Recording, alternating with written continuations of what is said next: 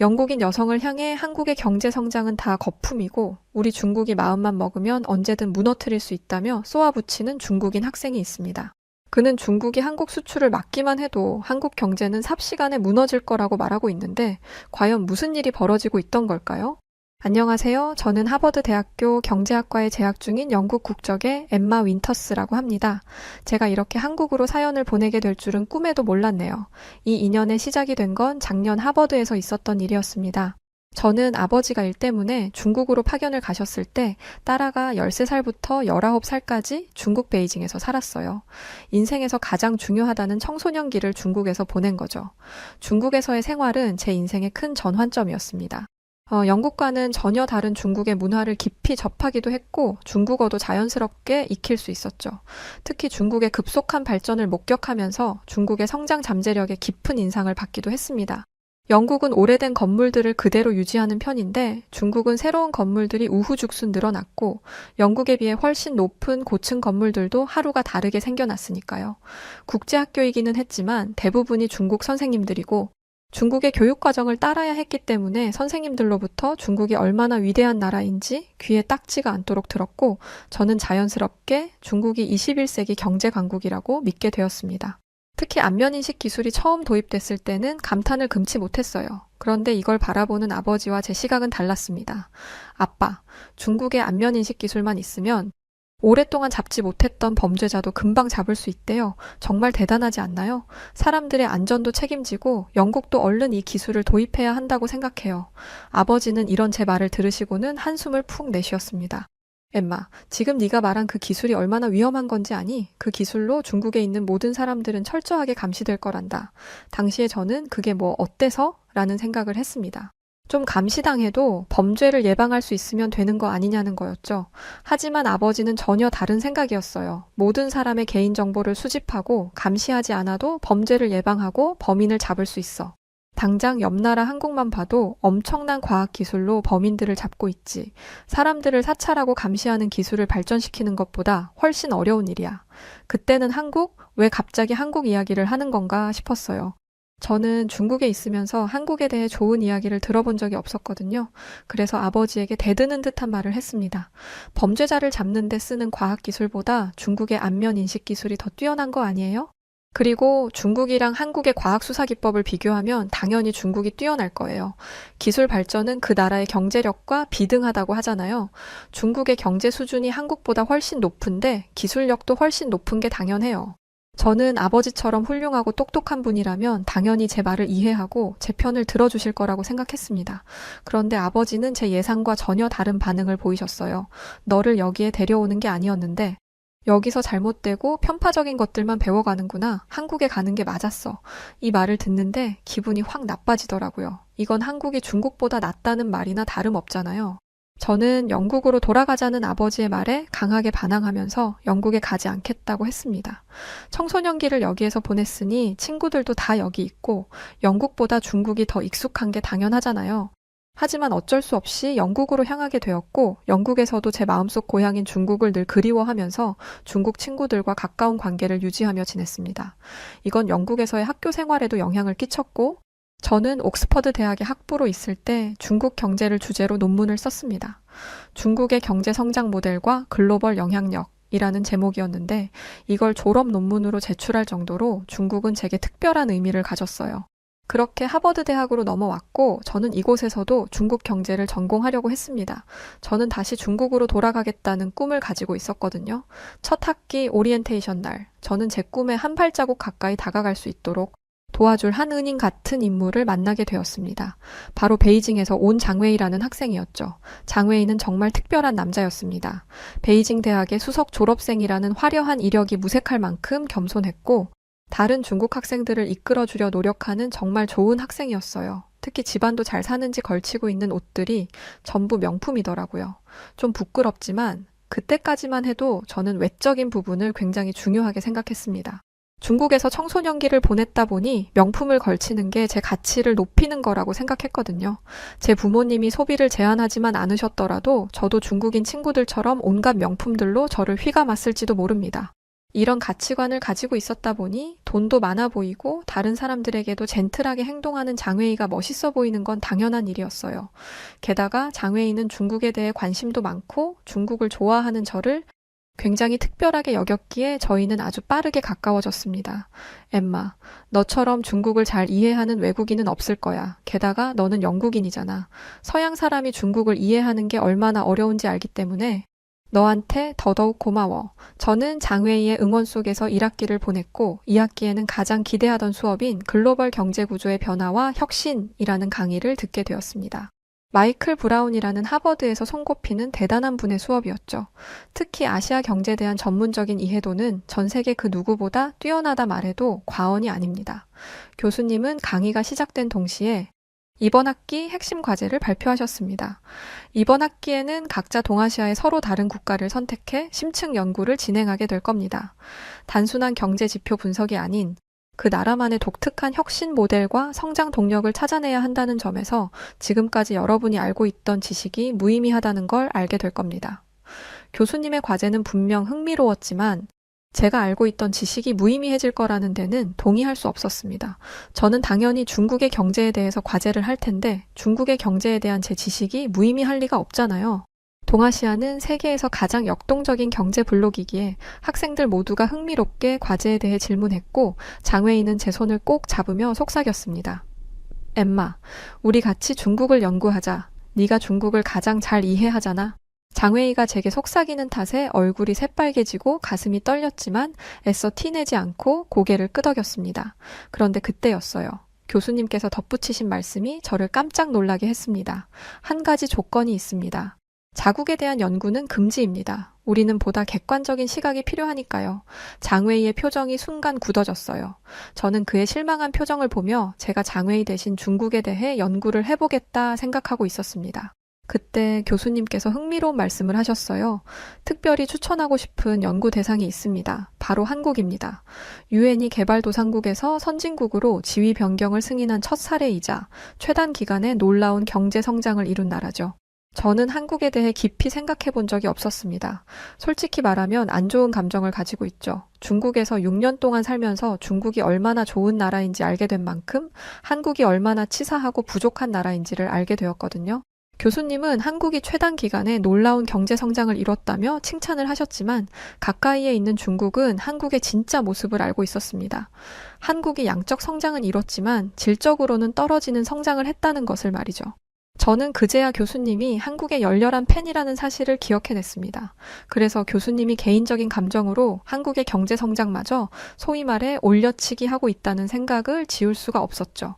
저는 존경했던 교수님의 이런 모습에 실망감을 금치 못했어요. 어떻게 개인적인 감정 때문에 학생들에게 잘못된 정보를 알려줄 수 있는지 저는 실망감을 느끼며 장웨이가 하지 못할 중국의 경제 성장을 꼼꼼히 조사해 사람들에게 중국의 놀라운 경제 성장을 보여주겠다고 다짐했습니다. 그리고 속으로 생각했어요. 대체 누가 교수님의 이런 달콤한 말에 속아 넘어갈지를 말이죠. 바로 그때. 저와 같이 영국에서 온 피터라는 남학생이 자신이 한국에 대해 조사를 하겠다며 손을 들었습니다. 저는 피터를 잘 알고 있었어요. 피터는 영국 귀족 출신으로 뿌리 깊은 집안의 후계자거든요. 심지어 생긴 것도 준수하고 귀족 출신인 만큼 매너도 좋아서 모든 여학생들의 마음 한편에 자리한 남자였습니다. 저는 그런 피터가 한국을 선택한 게 의외였습니다. 설마 교수님한테 점수 잘 받으려고 일부러 한국을 선택한 건가? 한국은 별 볼 일 없는 나라인데 그런 나라를 선택한 거면 교수님한테 잘 보이려는 이유밖에 없지 뭐. 여기까지 생각이 닿자 선망의 대상이었던 피터를 향한 마음도 식었고 저런 기회주의자가 같은 영국인이라는 사실이 부끄러웠습니다. 저는 피터에게 이 부분에 대해 경고를 주고 싶었어요. 고작 성적 때문에 영국인의 긍지를 잃어버리지 말라고 말이죠. 저기요 피터 씨. 피터는 제가 누구인지도 모르는 눈치였습니다. 저는 간단하게 제 소개를 하고 싶은 말을 쏟아냈어요. 대체 왜 한국을 선택한 거죠? 중국이나 일본, 싱가포르처럼 아시아에도 뛰어난 나라가 많다는 걸 몰랐나요? 그러자 피터는 덤덤하게 대답했습니다. 제가 어디를 선택하든 제 자유 아닙니까? 그리고 교수님 말씀처럼 한국의 경제 성장률과 그 방식은 선진적이며 충분히 배울만 합니다. 저는 그걸 본격적으로 연구해보고 싶은 거고요. 피터가 똑똑한 사람인 줄 알았는데 그것도 아닌 것 같더라고요. 한국같이 작은 나라가 한다면 뭐 얼마나 대단한 걸 하겠어요. 그런데 피터는 자신을 올바른 길로 이끌어주려는 제 속도 모르고 이런 말을 내뱉었습니다. 엠마 씨, 한국에 무슨 억하심정 있습니까? 왜 이렇게 한국을 못 잡아먹어서 안달이에요? 한국이 어떤 이점을 가지고 있는 나라인지는 내가 조사해서 발표할 테니까 그때 가서 얘기하세요. 솔직히 답답한 마음에 언성을 높이고 싶었지만 피터의 말에 틀린 게 없었기 때문에 별말 못하고 입을 꾹 다물고 있었습니다. 그런데 갑자기 제 옆에 있던 장웨이가 나서더라고요. 이봐요. 나는 영국인도 아니고 이 수업은 경제 수업이니까 이 부분만 이야기하려고 했는데 당신 이야기를 들어보니까 안 되겠네요. 한국은 경제고 뭐고 관심을 주면 안 되는 나라예요. 문화예술 면에서 주목을 받고 있지만 애초에 그런 관심을 주면 안 되는 아주 비도덕한 나라라고요. 한국은 다른 나라의 문화와 기술을 베끼기만 하는 나라예요. 당신은 신사의 나라인 영국에서 왔으면서 이런 비도덕 한 나라의 편을 들고 싶습니까? 처음 보는 장웨이의 모습에 적잖이 놀랐어요. 제 앞에서는 항상 사람 좋은 미소를 짓고 있었는데 얼굴이 새빨개져서는 역정을 내고 있더라고요. 그 와중에 피터는 장웨이의 말에 흥미를 가진 듯 했어요. 그게 무슨 말입니까? 장웨이는 피터가 자기 말에 넘어왔다고 생각했는지 씩 웃으며 대답했죠. 한국은 바로 옆에 있는 중국의 문화를 훔쳐서 자기 것인 양 자랑하고 미국과 일본의 기술을 따라 하기만 하고 있어요. 특히 중국에 대한 자격지심이 심해서 중국의 좋은 것들은 모두 훔쳐간다고요. 저는 중국인으로서 한국의 이런 비양심적인 행동을 두고 볼 수가 없어요. 장웨이의 모습을 보는데 당황스러웠습니다. 제가 장웨이를 좋아하기도 하고 중국에서 친구들의 영향을 받아 한국을 썩 좋아하지 않지만 그건 언제까지나 경제적인 부분에서였어요. 장웨이 말처럼 문화적이나 감정적인 부분에서 한국을 부정적으로 본 적은 없습니다. 가끔 장웨이가 한국에 대해 비슷한 말을 하기는 했지만 제가 이런 부분에 워낙 관심이 없다 보니 구체적으로 대화를 해본 적이 없어요. 그렇다 보니 장웨이가 눈이 벌게져서 한국 욕을 하는 게 너무 갑작스러웠고 심지어 무서웠어요. 그때 피터가 말했습니다. 장웨이 씨, 경제적인 부분에서만 이야기하자고요. 감정적으로 이러지 마시고, 그리고 한국이 중국 문화를 베낀다고 하는데, 글쎄요, 한국이 중국 문화를 베꼈는데, 왜 완성도나 작품성은 한국의 것이 더 높죠? 왜 중국의 문화는 전 세계의 외면을 받는데, 한국의 문화 콘텐츠들은 전 세계인들이 주목하는 시상식에서 상을 받냐 이겁니다. 누가 봐도 한국게 더 뛰어난데, 한국이 뭐 하러 중국 문화를 베껴요? 장웨이는 화가 났는지 중국어로 쌍욕을 하기 시작했어요. 중국어를 알아듣는 저로서는 더욱 공포였습니다. 피터는 중국어를 못했지만 이게 아주 질 떨어지는 욕이라는 건 알았겠죠.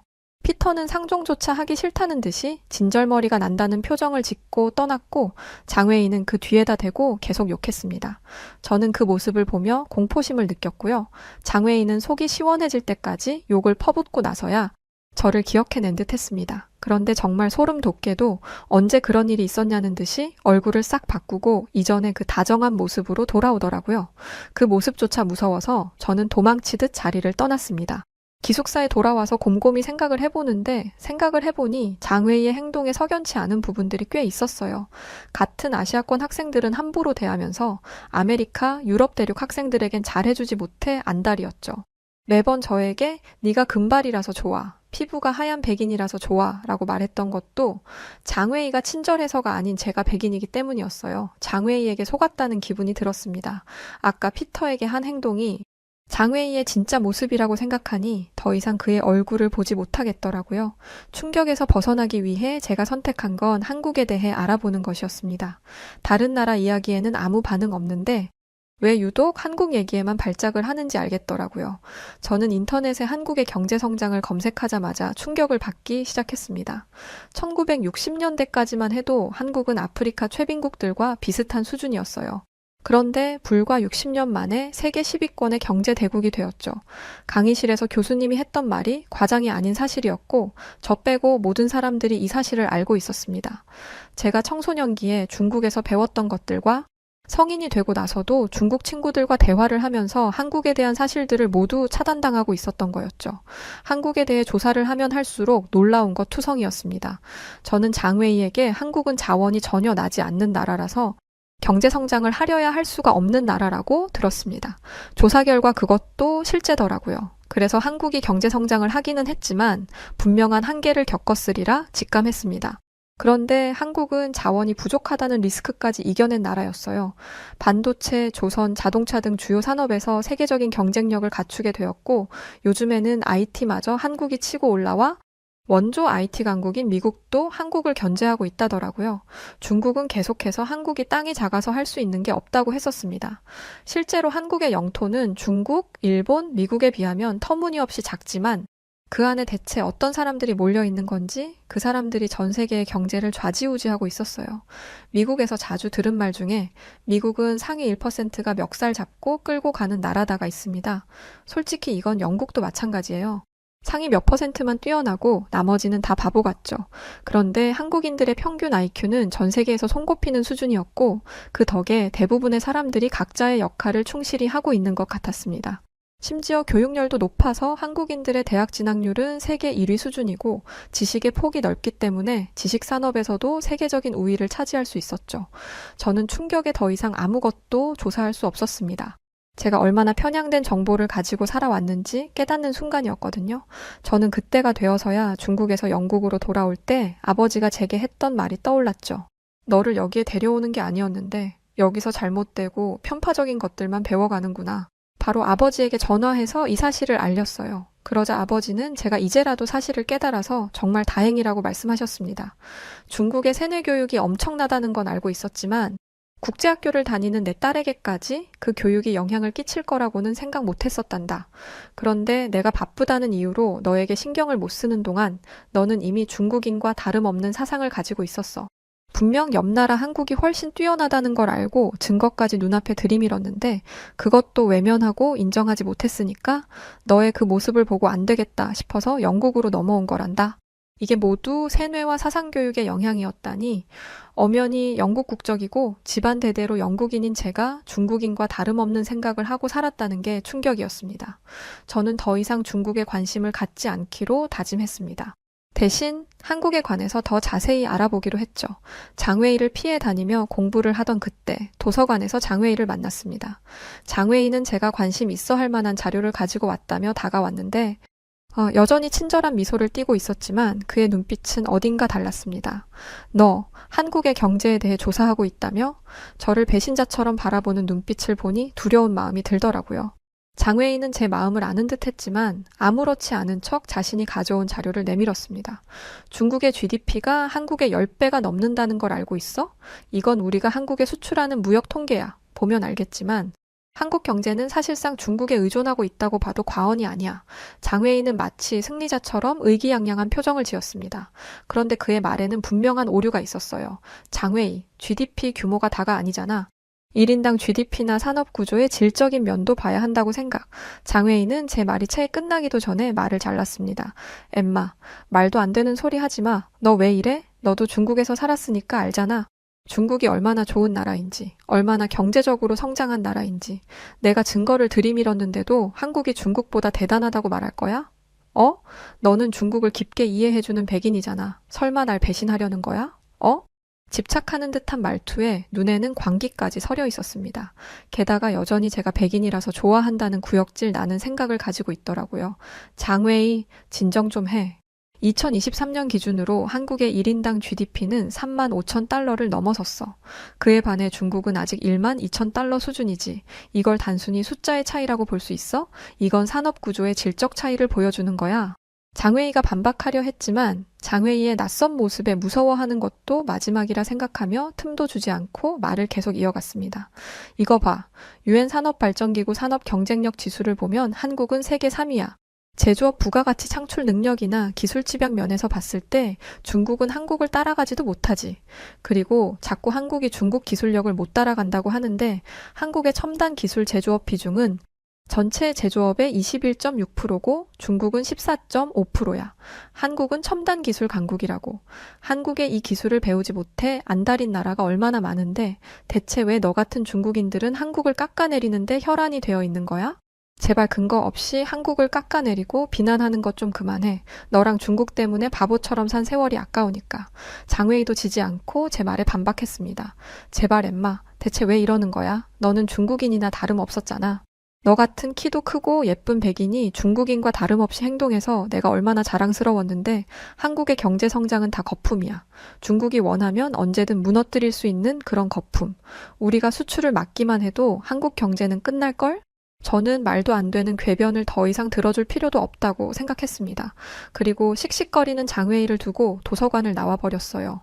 당연히 저희 주변으로 사람들이 몰려 있었고 모두가 저희의 이야기에 귀 기울이고 있었죠. 부끄럽고 창피했지만 장웨이에게 한마디도 하지 않았더라면 더 창피했을 거라 생각하며 자리를 떠났습니다. 그리고 해가 지고 사람들이 빠져나갔을 무렵 다시 도서관에 갔어요. 혹시 저를 알아보는 사람이 있을까봐 구석진 자리를 찾아다녔죠. 장웨이를 비롯한 중국 학생들이 저를 어떻게 해보겠다고 벼르고 있다는 소식도 들었고요.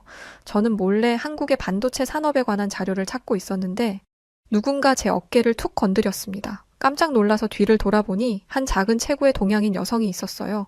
그 학생은 어떤 자료를 찾느냐고 묻더라고요. 저는 저도 모르게 긴장했습니다. 동양인만 보면 자연스레 경계부터 하게 된 탓이었죠. 제가 경계하는 게 보이자 그 여학생은 한 발자국 뒤로 물러나면서 이렇게 말했습니다. 의도치 않게 옆을 걸어가다가 당신이 들고 있는 쪽지에 적힌 한국 반도체라는 단어를 봐서요. 관련 논문을 찾고 계신 것 같은데 그거 지금 제가 가지고 있어요. 필요하다면 드릴게요. 저는 갑자기 나타나서 호의를 베풀어준 사람에게 고마웠지만 여전히 경계를 풀지 못했습니다.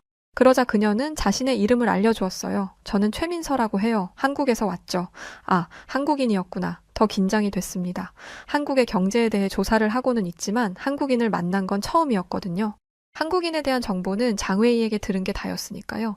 한국인들은 자기네가 제일이라고 생각해. 엄청 거만해. 하지만 민서의 환한 미소에는 어떤 적대감도 느껴지지 않았습니다. 반가워요. 저는 엠마라고 해요. 한국 경제연구 때문에 논문을 찾는 중이었는데 고마워요. 민서는 한국 경제에 관심이 있냐면서 밝게 다가왔습니다. 하지만 저는 여전히 경계를 늦추지 않았어요. 장웨이도 이렇게 친절했으니까요. 민서는 다른 수업이기는 하지만 한국의 근현대사에 대해 조사 중이라고 했습니다. 경제 부분도 다뤄야 하는지라 저와 함께 과제를 하고 싶다고 하더라고요. 제가 한국인이니까 분명 도움을 드릴 수 있을 거예요. 엠마 씨는 외국인의 시선에서 한국을 어떻게 보는지만 알려주세요. 잠시 망설였어요. 도움을 받아야 할지, 경계를 유지해야 할지. 그때 민서가 덧붙였죠. 아, 혹시 제 제안이 부담된다면 거절하셔도 돼요. 불편하게 할 생각은 전혀 없어요. 아주 조심스럽게 저를 대하는 모습에서 진심이 느껴졌어요. 왜일까요? 장웨이의 친절함과는 뭔가 달랐습니다. 과시하거나 강요하는 느낌이 전혀 없었거든요. 장웨이라면 중국인과 함께 한다는 게 어떤 의미인지는 너도 알겠지? 라는 식으로 다가왔을 겁니다. 그때는 자신감 넘치는 모습이라 좋아했지만 이제는 그게 거만한 모습이었다는 걸 알고 있어요. 저는 조심스럽게 마음의 문을 열고 민서와 함께 카페테리아로 나왔습니다. 그리고 솔직하게 말했어요. 사실 한국에 대해 안 좋은 얘기들을 많이 들었어요. 그런데 조사를 하다 보니 제가 알고 있는 사실이 전부가 아닌 것 같다는 걸 알겠더라고요. 솔직한 심정을 털어놓자 민서는 잠시 생각에 잠기더니 차분하게 대답했습니다. 한국이 아직 전쟁 중인 나라이기도 하고 아시아의 작은 나라라는 이미지가 강해서 한국이 약한 나라라고 생각하는 사람들이 많아요. 엠마 씨 같은 사람들이 바로 그 예시이죠. 이런 일을 겪으면 아쉬운 마음이 들기도 하지만 이건 우리가 극복해야 하는 문제라고 생각해요. 한국인들 중에는 워낙 뛰어난 사람들이 많으니 언젠가는 전 세계 사람들이 한국을 알게 만들 수 있을 거예요. 민서의 태도에는 자신감이 넘쳤지만 겸손했어요. 그리고 무조건 한국을 감싸지 않고 개선해야 할 부분은 쿨하게 인정하고 해결 방법을 찾는 게 너무 멋있어 보였습니다. 그 모습을 보니 장웨이가 생각나더라고요. 장웨이였다면 부족한 부분을 인정하기는커녕 다른 나라까지 끌고 들어와서 중국을 추켜 세웠을 겁니다. 중국의 빈부격차에 대해 이야기하면 옆나라 한국과 러시아를 들먹이면서 그 나라에 비하면 우리는 빈부격차 같은 건 없다고 얘기했겠죠. 저는 그동안 가지고 있었던 편협한 생각에 완전히 KO 당했습니다. 그리고 지나갈 때마다 저를 쥐잡듯이 째려보던 장웨이를 비롯한 중국인 학생들의 코를 납작하게 눌러주겠다고 다짐했죠. 드디어 다가온 중간 발표 날, 저는 한국의 기술 혁신 모델에 대해 발표했습니다. 발표를 시작하자마자 장웨이가 비웃듯 손을 들더군요. 교수님, 한국 기업의 반도체 기술력은 모두 일본에서 온 거 아닌가요? 게다가 중국 화웨이가 한국의 삼성 등 전자제품 시장을 완전히 앞지르고 있다고 하더라고요. 교수님은 장웨이에게 근거가 있는지 물었고 장웨이는 아주 당당하게 중국 매체들이 보도하고 있다며 중국의 기사를 첨부하겠다고 이야기했습니다. 장웨이가 태클을 걸 걸 예상했던 저는 이때다 싶어 제가 준비한 자료를 꺼냈어요. 중국 내 매체는 철저한 통제 안에 있기 때문에 신뢰하기 어렵습니다. 대신 제가 준비한 글로벌 특허 데이터베이스 자료를 봐주십시오. 한국의 삼성전자는 5G 관련 특허에서 세계 1위를 기록하고 있고 자체 개발한 기술이 80% 이상을 차지합니다. 결코 다른 나라에서 기술 이전을 받은 수준이 아닙니다. 장웨이는 붉어진 얼굴로 반박했어요. 그건 그냥 숫자일 뿐이야. 중국은 분명 한국보다 우월하다고. 학생 모두가 수군거렸습니다. 대부분이 왜 저래? 라는 반응이었죠. 장웨이와 같이 있으면 저도 저런 취급을 받았을 생각을 하니 눈앞이 아찔해지더라고요. 장웨이의 민폐짓을 가라앉힌 건 교수님의 한마디였습니다. 장웨이 군, 학문적 토론에는 객관적 근거가 필요합니다. 학생의 주장은 매우 감정적이며 지성인이라고 보기 어려운 수준이네요. 그날 이후 장웨이의 본 모습이 더욱 적나라하게 드러났어요. 그는 더 이상 친절한 가면을 쓰지 않았습니다.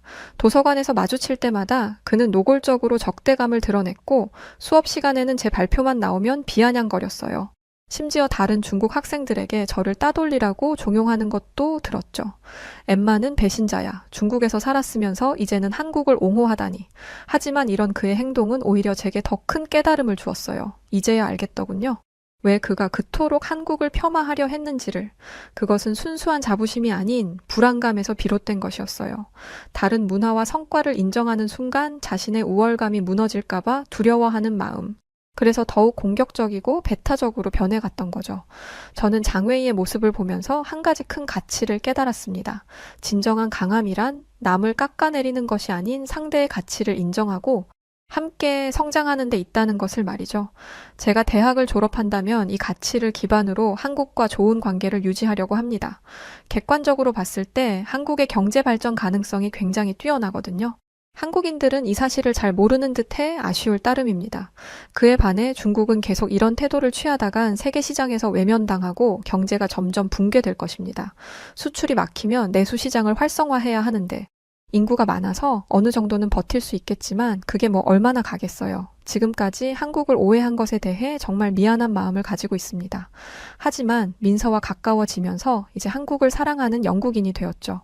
앞으로는 남의 말에 휘둘려 내 생각을 타인에 의해 좌지우지 되지 않고 올바른 시선으로 현실을 정확하게 보며 스스로 믿는 것에 마음 가는 대로 하며 최선을 다해 살겠습니다. 안녕하세요. 여우튜브 송은지입니다. 여우튜브와 협업 중인 KS 오토플랜 소개를 잠시 하려고 해요. KS 오토플랜은 취약계층을 돕는 선한 기업입니다. 사회에 도움을 주는 기업과의 협업은 언제든 환영하죠. 구독자분들에게 저렴한 가격으로 차량을 렌트하실 수 있는 혜택을 드리기로 했답니다. 취득세, 자동차세, 정비비용, 보험료까지 모두 KS 오토플랜이 책임지니 월 저렴한 비용만 내시고 차량을 이용하시면 됩니다. 차량 구매, 장기 렌트, 단기 렌트 모두 다 가능하니까 언제든 차량이 필요할 땐 선한 기업 KS 오토플랜을 이용해보세요. 많은 분들이 이용해 주신다면 취약 계층에 있는 어려운 분들에게도 좋고 이용하시는 분들도 좋고 모두가 다 같이 좋은 일이라고 생각된답니다. 고정 댓글에 이용 방법과 구독자분들의 다양한 혜택 확인하시도록 남겨두겠습니다. 감사합니다. 태국에서도 손꼽히는 명문가 출신의 한 여성이 있습니다. 최근 한국 이슈로 한국이 뭐 대단한 국가냐며 한국을 비하하고 다니기 시작했다는데요. 그런 그 여성이 자신이 욕하던 한국 때문에 개망신 당하며 세계적 스캔들의 주인공이 되었다고 합니다. 과연 그녀에게 무슨 일이 있었던 걸까요? 한국과 태국을 뒤흔들어 놓은 충격적인 이야기, 지금 바로 들려드릴게요. 안녕하세요. 태국에 살고 있는 아델이라고 합니다. 저는 태국의 하이소, 즉 귀족 중의 귀족, 명문가 중에서도 최고라 꼽히는 신분의 사람입니다. 한국에는 신분제가 없으니까 어쩌면 여러분들은 하이소가 어떤 존재인지 잘 모르실 수도 있겠네요. 이해가 쉽게 간단히 금전적으로 말해볼게요. 제가 아침을 먹을 때 사용하는 접시가 아마 여러분 집보다 비싸다면 믿으시나요? 이 예시 하나로도 제가 어떤 삶을 살아왔는지 이해되실 거예요. 그만큼 태국에서 하이소란 신분제 정상 맨 위에 있는 급이라고 보셔도 돼요. 저는 평생 부와 명예를 누리며 살아왔고 나라가 어떻든 모든 게 제 아래라 생각했어요. 물론 그건 한국도 마찬가지였고요. 한국이 세계적인 선진국이라며 아무리 까불어대봤자 저에게는 그저 작고 하찮은 먼지에 불과했어요. 아니, 그것보다도 못한 존재였죠. 그런 존재가 이슈가 되고 있었고 설마 그 작은 먼지가 제 인생을 이렇게 뒤흔들어 놓을 줄이야. 정말이지? 저는 꿈에도 알지 못했답니다. 제게 무슨 일이 있었는지 궁금하신가요? 그럼 제 이야기를 끝까지 한번 들어보세요. 저는 같은 국제학교를 다녔던 친구, 양커잉과 식사 약속이 있었어요. 커잉은 저와 같은 태국인은 아니었지만 중국에서 나름 명망 높은 집안의 딸이었죠. 저는 학교 다닐 때 저와 비슷한 급의 친구들과만 어울렸고, 커잉 역시 그런 친구들 중 한 명이었어요. 우리는 금방 친해졌고 서로에게 강한 끌림을 느꼈죠. 단순히 친밀함을 넘어 우리 사이에는 특별한 공통점이 있었거든요. 그건 바로 우리는 다른 사람들보다 우월하다는 특권의식이었어요. 세상이 어떻게 돌아가든 저희에게는 모든 것이 우리 뜻대로 이루어질 것이라는 자신감이 있었어요. 특히 나보다 못난 사람들을 재미삼아 비웃고 헐뜯는 것은 저와 커잉의 오랜 취미였어요. 저희는 늘 누가 더 잘났는지, 누가 더 부유한지를 비교해댔죠. 그런 삶이 저희에겐 너무나 당연하고 자연스러운 것이었어요. 최근 저희의 먹잇감이 된 것은 다름 아닌 한국이었어요. 요즘 들어 자기들이 선진국이라며 한국인들이 엄청 거들먹거리며 까불어대고 있는데 그 꼴이 참 마음에 들지 않았거든요. 물론 한국이 예전에 비해 조금 잘 살게 된 것은 사실이지만 그래봤자 제 눈에는 여전히 하찮은 나라일 뿐이거든요. 사람들이 아무리 케이팝이니 K드라마니 떠들어대도 그까짓 게 뭐가 대단하다고 그러는 건지 제게는 도통 와닿지가 않았어요. 양커잉 역시 한국을 혐오하는 것은 마찬가지였죠. 커잉은 한국 이야기가 나올 때마다 한국인들은 뻔뻔한 도둑이라며 분노를 감추지 못했어요. 한국 애들은 뭐만 하면 다 자기네 문화라고 우겨대. 백두산도 고구려도 원래는 다 우리 중국 건데 한국은 그게 다 자기들 거라며 진짜 어처구니 없는 주장을 하고 있어. 진짜 웃긴 나라 아니야? 그렇게까지 해서 중국 것을 빼앗아 가고 싶나? 어휴 가난한 것들. 그러면서 커잉은 어떻게 저 따위 수준 낮은 나라가 요즘 전 세계적인 주목을 받고 있는 건지 모르겠다고 하더군요. 저 역시 커잉의 그런 생각에 완벽히 동의하고 있었죠. 제가 보기에도 한국은 과대평가된 나라인 것이 분명했어요. 그리고 그런 나라를 비웃어주는 것은 우월한 우리의 특권이었죠. 그날도 저와 커잉은 한국을 안주 삼아 한바탕 웃음을 터뜨렸어요. 요즘 한국인들 꼬라지를 보면 진짜 가짜나서 웃음밖에 안 나온다니까? 뭐만 하면 자기네가 최고라고 으스대는데 대체 어디서 그런 자신감이 나오는 거지? 태국인들을 어떻게 하겠다고? 진짜 웃겨서 말도 안 나와. 제가 이렇게 말하자 커잉은 격하게 고개를 끄덕이며 제 의견에 동의했어요. 멍청해서 그래. 아, 이 개도 안 물어갈 미개한 한국인들. 우리 고상한 중국이 진작에 흡수했어야 하는 건데 우리 조상님들이 한국을 너무 봐줬어. 애초에 기어오르지 못하게 콱 밟아놨어야 했는데 말이야. 그렇게 저희가 조롱하며 킥킥거리고 있을 때였어요. 갑자기 저희 테이블에 그림자가 지더군요. 무슨 일인가 싶어서 옆을 바라보니 어떤 키 큰 남자가 서 있었어요. 그 남자를 보는 순간 저는 왜인지 모르게 그가 뿜어내는 기백에 압도되고 말았죠. 그건 마치 호랑이 앞에선 강아지가 된 것만 같은 기분이었어요. 그때 그 남자가 입을 열더니 차가운 목소리로 이렇게 말하더군요. 저는 한국 외교관인데요. 잠깐 실례 좀 하겠습니다. 제가 지금 너무 말도 안 되는 소리를 들은 것 같아서요. 아가씨들이 방금 한국을 가리켜 개도 안 먹을 나라라고 한 것이 맞나요? 한국 외교관이 풍겨대는 압도적인 분위기에 커닝은 겁에 질린 듯 고개를 숙여버리더군요. 하지만 저는 태국의 귀족, 하이소잖아요. 겨우 이런 상황에 쫄지 않았죠. 저는 고개를 들어 그를 똑바로 쳐다보며 이렇게 쏘아붙였어요. 저희가 저희 입을 가지고 자유롭게 말한 것뿐인데 그게 뭐 문제가 되나요? 외교관이라고요? 태국인 입국도 막더니 태국에서 우리가 우리 입으로 말하는 것까지 막을 셈이에요? 뭔데요? 당신. 그 순간 한국 외교관의 눈빛에 경멸이 스치더군요. 그러더니 그의 입에서는 칼로 벼린 듯 날카로운 독설이 나오기 시작했죠. 그의 말 한마디에 제 자존심은 엉망진창으로 난도질 당하고 말았습니다. 당신 입으로 무엇을 떠들든 그건 당신 자유지만 감히 태, 국, 인, 주, 제, 한국을 모욕하다니요? 감당할 자신 있어요? 그의 말에 저는 순간 말문이 막혀버렸어요. 살면서 이런 굴욕적인 취급을 당하는 것은 처음이었거든요. 그런데 그의 독설은 거기서 끝이 아니었어요. 그는 제 손에 들린 갤럭시 휴대폰을 보고는 피식 웃더니 이렇게 말하기 시작했어요. 삼성 휴대폰을 사용하면서 한국을 무시하다니 세상에 이것처럼 무식한 게 또 어디 있나요? 그것뿐이겠어요? 당신은 집에서 LG TV를 볼 거고 아마 당신 친구 중 누군가는 현대 자동차를 타고 다니겠죠. 어때요? 내 말이 틀렸나요? 그의 말에 저는 얼굴만 붉힌 채 아무 대꾸도 할 수 없었어요. 왜냐하면 그의 말은 어느 것 하나 틀림없이 사실이었거든요. 제 휴대폰은 한국의 삼성전자가 만든 것이었고 실제로 저희 집 TV는 LG 제품이 맞았어요. 심지어 제 남동생이 현대 자동차를 타고 다니고 있었죠.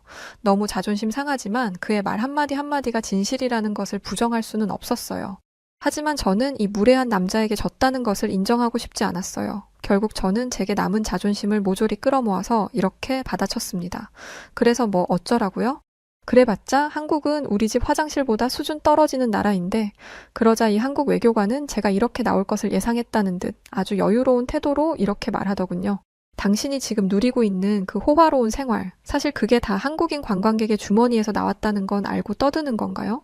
태국은 GDP의 20% 이상이 관광산업에서 나오는 국가인데, 바로 그 관광업계의 큰 손이 한국인들이죠.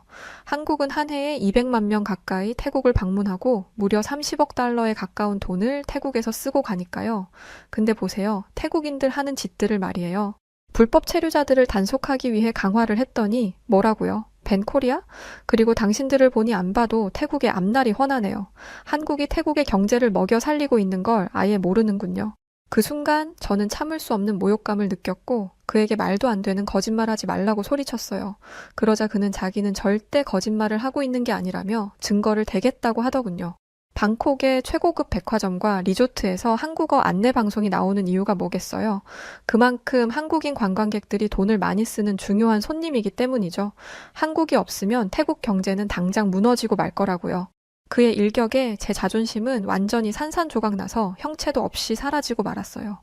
이쯤에서 제 실수를 인정하고 이 한국 외교관에게 사과를 하면 모든 일이 깔끔하게 정리될 수도 있겠지만 왜인지 제 안에 뭔가가 아직도 저를 붙들고 있었어요. 아마도 그건 저의 태국의 하이소로서의 정체성이었겠죠.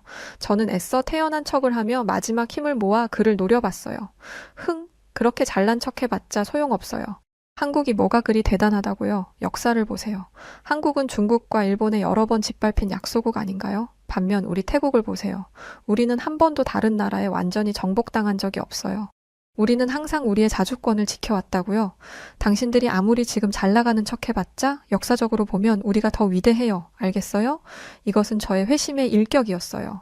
그런데 이 남자는 저를 향해 가소롭다는 미소를 짓더니 이렇게 답하더군요. 그래요. 당신 말대로 한국은 여러 번의 전쟁을 겪었어요. 불과 몇십 년 전에는 한국 전쟁으로 국가 전체가 초토화되었죠. 그런데 한국의 위대함은 바로 거기서 시작했어요. 한국은 전쟁으로 폐허가 된 나라에서 불과 60년 만에 세계 10위 경제 대국이 되었죠. 자원도 자본도 없이 오로지 한민족이 가진 우수함만으로 말입니다. 오로지 자국의 힘만으로 최빈국에서 초인류 국가로 성장한 것은 전 세계에서 한국만이 유일하죠. 자, 이제 다시 묻죠. 당신은 이래도 한국이 약소국이라 떠들 수 있나요? 분하지만 저에게는 더 이상 반박할 수 있는 말이 없었죠. 결국 저는 패배를 인정해야 했어요. 하지만 저는 고귀한 혈통인데 저 아무것도 아닌 평민 남자에게 고개 숙여 사과하기는 싫더군요.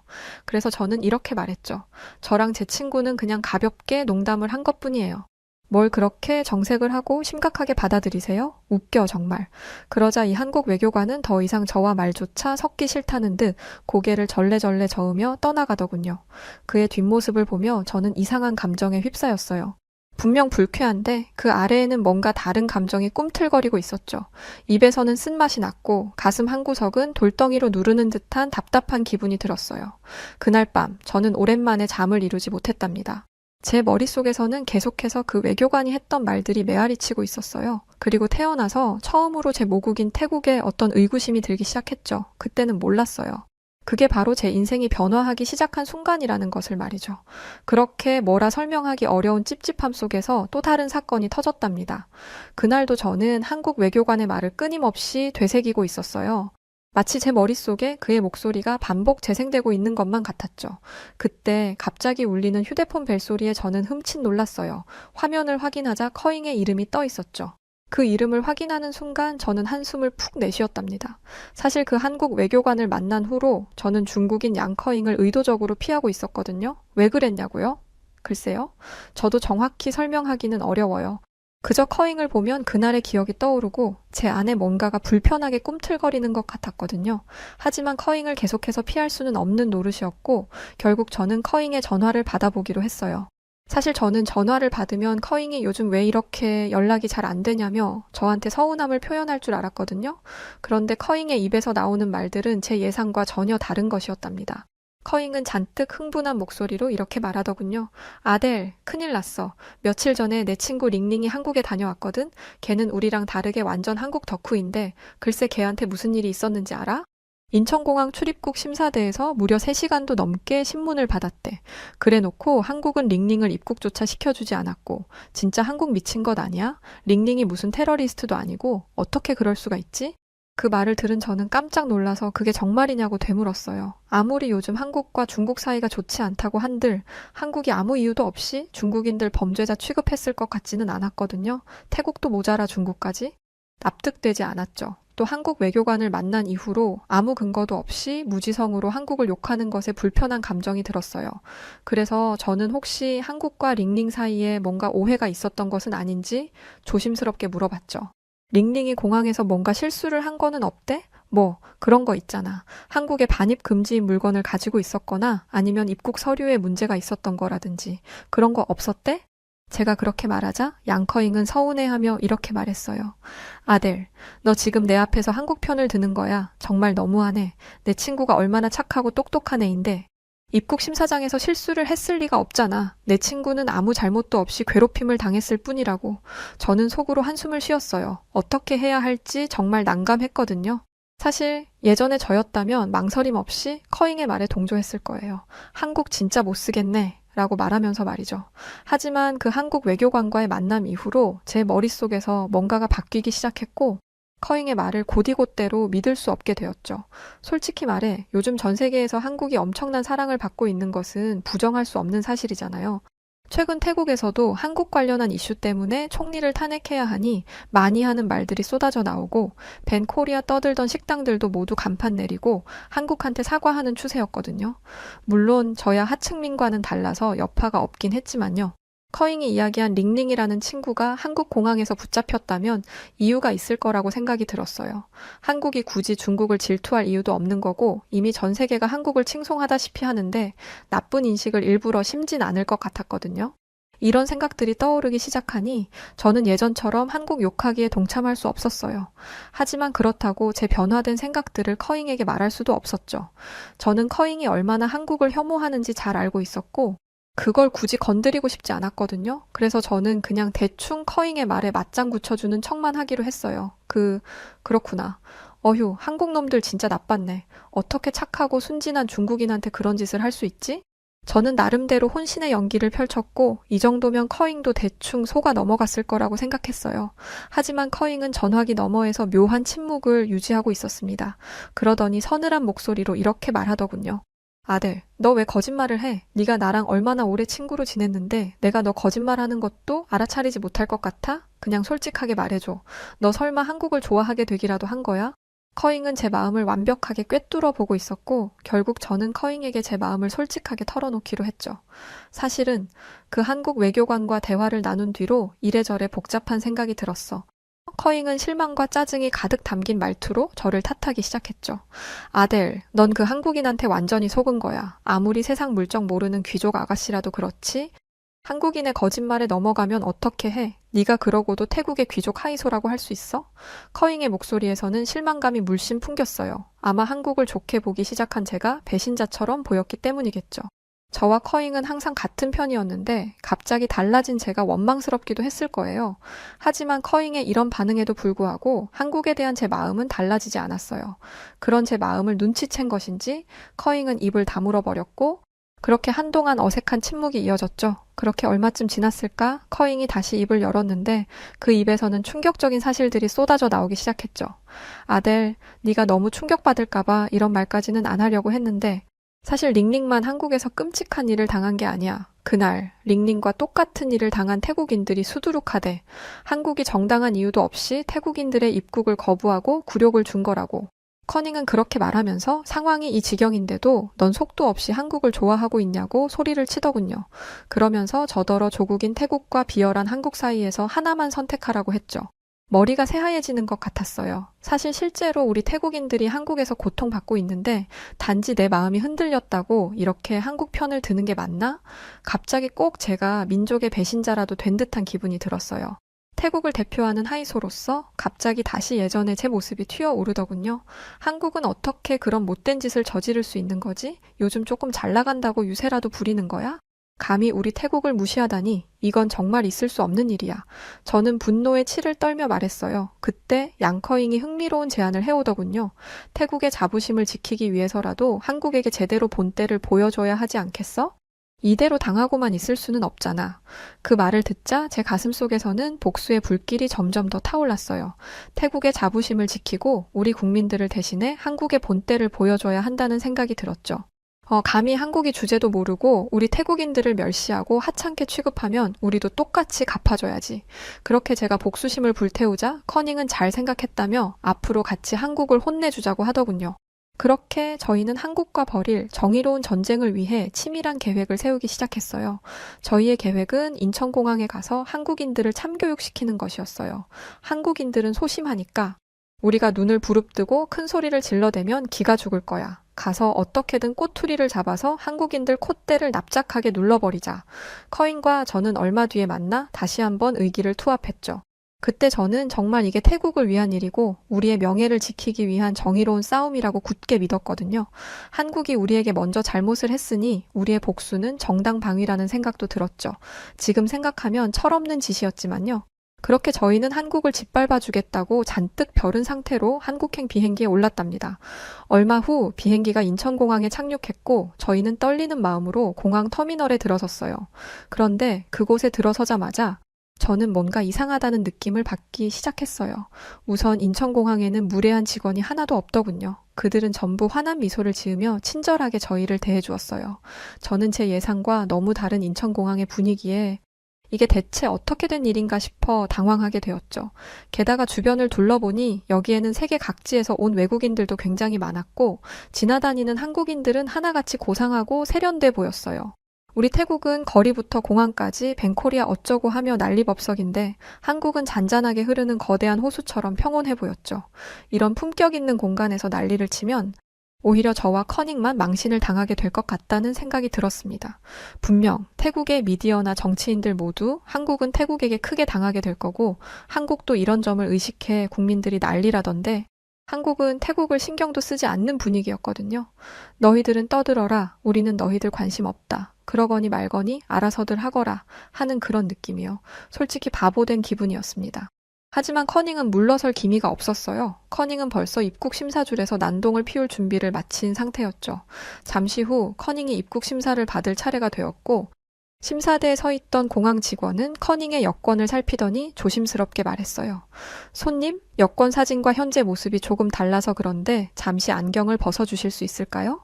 커닝은 그 말을 듣자마자 잘 걸렸다는 표정을 짓더니 갑자기 소리를 질러대기 시작했어요. 당신이 뭔데 나보고 안경을 빼라 마라 명령질이야? 내가 왜 안경을 벗어야 되는데? 양커잉의 언성에 주변 사람들이 저희를 향해 시선이 날아 들어왔고 저는 순간적으로 너무 창피하다는 생각이 들었습니다. 공항 직원도 당황하면서도 차분하게 설명하더라고요. 손님께서 지금 안경을 착용하고 계신데 여권 사진은 안경을 쓰지 않은 모습이라서 규정상 확인차 요청드린 것입니다. 절차를 위해 잠시만 협조 부탁드립니다. 하지만 커닝은 직원의 말을 들을 생각이 전혀 없었어요. 웃기지 마. 너희 지금 내가 성형해서 얼굴 다 갈아엎었다고 비웃는 거잖아. 하찮은 소국인들 주제에 감히 위대한 중국인인 나를 무시해? 여기 책임자 당장 나와. 커닝이 날카로운 목소리에 주변에 있던 모든 사람들이 더 우리를 주목하기 시작했어요. 그들은 꼭 저희를 신기한 동물을 바라보는 듯 했죠. 저는 아까부터 이 상황이 너무 창피했는데 커닝은 이런 상황이 아무렇지도 않은지 거칠게 책상을 쾅쾅 내려치며 계속해서 소리를 질러댔어요. 그때 주변에 있던 외국인들이 저희 보고 들으라는 듯 이렇게 수군대더군요. 저기 봐, 또 중국인이네. 저 나라 사람들은 대체 왜 저렇게 상스럽고 시끄러운 거야? 목소리만 크면 다 인 줄 아나? 아유, 수준 떨어져. 그 말을 듣는 순간 저는 온몸이 얼어붙는 듯한 기분이 들었어요. 세계에서 중국의 평판이 겨우 저 정도밖에 되지 않나 싶고 그와 세트로 묶여 저까지 함께 경멸의 시선을 받게 된 이 상황도 정말 싫었죠. 그러거나 말거나 커닝은 공항 직원의 멱살을 잡아당기며 점점 더 막장으로 행동하기 시작했어요. 커닝은 완전히 제어가 불가능한 상태였고 그렇게 소란이 계속되자 결국 공항 경찰이 오더군요.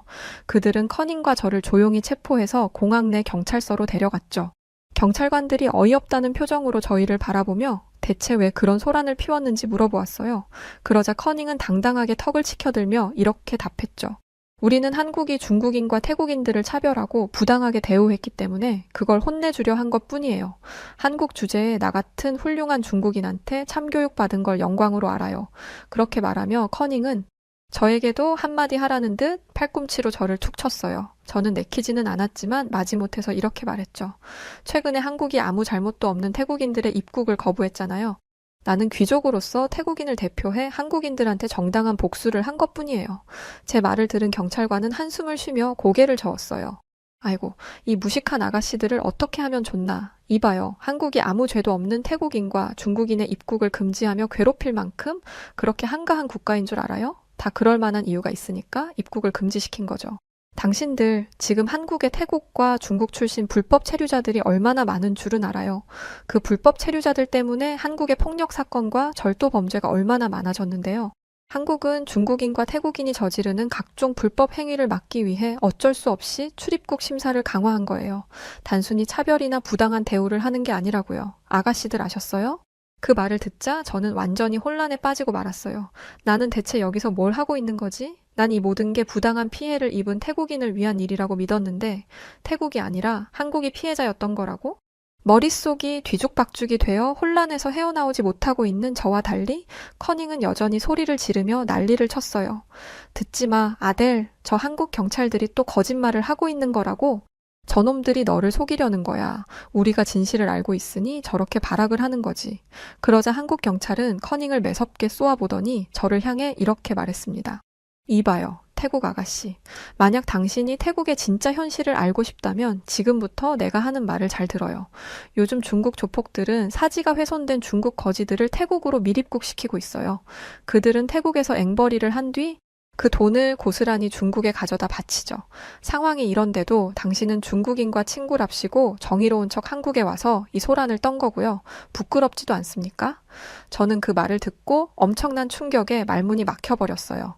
중국이 태국에 그런 끔찍한 일들을 저지르고 있었다니 그런 줄도 모르고 커닝과 좋다고 어울려 다니던 제가 참 어리석게 느껴졌죠. 하지만 그 순간에도 커닝은 현실을 인정하지 않으려 했어요. 다 거짓말이야. 그거 다 너희 한국인들이 꾸며낸 말이잖아. 우리 중국이 얼마나 훌륭하고 모범적인 나라인데 중국이 그런 일을 했을 리가 없어. 그렇게 커닝이 바락바락 소리를 질러대던 순간 한국 경찰은 은은하게 웃으며 이렇게 말하더군요. 이봐요, 젊은 아가씨. 중국이 그렇게 좋으면 지금 당장 추방시켜줄 테니까 얼른 다시 중국으로 돌아가요. 그 말이 떨어지자마자 커닝은 마치 얼음처럼 굳어버렸어요. 얼굴은 하얗게 질렸고 눈은 당장이라도 튀어나올 것처럼 커다래졌죠. 그러나 그 순간은 아주 잠깐이었고 곧 커닝은 다시 격분하며 소리치기 시작했어요. 내가 언제 중국에 보내달래? 네가 뭔데 날 중국으로 보내냐고? 한국인이랍시고 나한테 갑질하지 말라고. 커닝은 두려움에 휩싸인 듯한 목소리로 마구 소리를 질렀어요. 그 모습을 보며 저는 무언가 이상하다는 느낌을 받았죠. 중국에 대해 그렇게 자부심을 가지고 있던 커닝이 왜 중국으로 가는 것을 저렇게 두려워하는 걸까? 그런데 저와 달리 한국 경찰들은 그다지 놀라지 않은 듯 했어요. 오히려 그들은 커닝의 반응을 예상했다는 듯 고개를 절레절레 흔들며 씁쓸한 미소를 지을 뿐이었죠. 아이고, 불쌍한 아가씨. 중국을 제일 싫어하는 사람들이 중국인이 많네요. 막상 자신들의 조국으로 가라고 하면 이 난리를 치니 말이에요. 그 말을 들으면서 저는 이런 생각을 하게 되었어요. 그동안 커닝이 그렇게나 한국 욕을 해댔던 것은 어쩌면 부러움의 다른 표현은 아니었을까? 결국 커닝이 중국에 대해 가지고 있던 자부심은 허세에 불과했던 것이죠. 그 사이에도 커닝은 중국에 돌아가기 싫다며 목소리가 갈라질 때까지 소리쳤지만 한국 경찰들은 그 애에게 아무런 신경을 써주지 않았어요. 오직 저만이 커닝을 안쓰럽게 바라볼 뿐이었죠. 그때 한국 경찰이 제게 뭐라고 말을 하기 시작했는데 그 순간 그 말은 제 가슴속에 깊숙이 박혀버렸고 아마 저는 죽는 날까지 그의 말을 잊지 못할 거예요.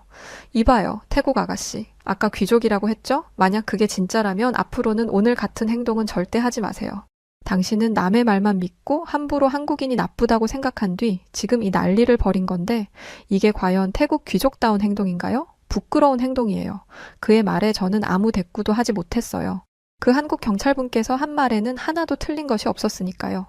그동안 저는 제 우월감에 취해 다른 사람들을 깔보고 비웃으며 살았죠. 제가 하는 일은 다 옳다고 생각했습니다. 하지만 이제 저는 제 자신이 얼마나 어리석고 한심한 사람이었는지를 뼈저리게 깨닫게 되었어요. 그렇게 저는 통렬한 반성을 하며 태국으로 돌아왔어요. 그날 이후 진정한 귀족이 되라는 그 경찰의 말은 제게 삶의 이정표와 같은 역할을 해주고 있답니다. 저는 제 행동과 태도가 스스로를 정의한다는 것을 깨달았고 매일 조금씩 더 나은 사람이 되기 위해 노력하고 있어요. 그리고 태국에서도 한국을 밴시키자는 운동 자체가 무의미해지고 있었죠. 태국 정치인들의 망언에 태국 최고층에서도 그 망언을 질책하고 있고 한국에게 용서를 구하는 분위기입니다. 처음부터 태국은 한국을 어찌할 수 있는 국가가 아니었던 거예요. 그냥 우물안 개구리처럼 우리끼리 난리법석을 피웠던 거였죠. 이번을 계기로 태국이 한층 더 성숙해지길 바라는 마음뿐입니다. 저도 반성하며 살겠습니다. 네, 오늘 사연 여기까지입니다. 태국에 하이소라는 계층이 있다는 걸 오늘 저는 처음 알았어요. 한국은 사실 아무 일 없어요. 태국이 밴시킨다고 하는데 아무도 관심조차도 없거든요. 여하튼 오늘 사연 어떠셨나요? 사연이 재미있으셨다면 구독과 좋아요 부탁드리고 그럼 지금까지 사연을 전해드렸던 여우튜브 송은지였습니다. 더 재밌고 즐거운 영상으로 찾아뵐게요. 끝까지 시청해주셔서 고맙습니다. 그리고 구독자분들 감사드리고 사랑합니다. 당신만의 여우